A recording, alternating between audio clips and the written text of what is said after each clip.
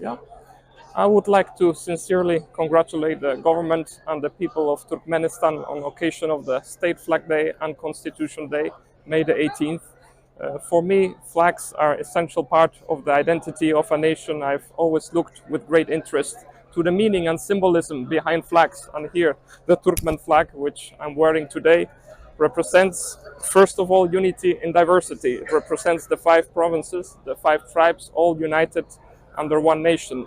Also, a very interesting element of this flag is the olive branch that you see at the bottom, that you also see in the flag of the United Nations. And this is a reflection of Turkmenistan's commitment to peace, which is so badly needed these days, and which is reflected on the many initiatives that Turkmenistan has taken over the years, culminating in this year, the International Year of Peace and Trust.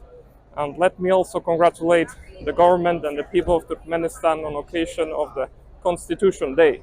This is the essential document that binds the country together, that forms the basis of domestic and foreign policy, that puts the human dignity at the center of the legal document and all other policies that emanate from it. And also later on the incorporation of neutrality into the constitution, which forms the basis of Turkmen foreign policy and which has for 30 years now formed the basis of its engagement with the world, which was adopted unanimously by the United Nations General Assembly, and which makes Turkmenistan a respected player, a respected mediator in the international scene, and which will culminate also this year with the big conference in 12 December, where we will further discuss these issues that form the basis of Turkmenistan.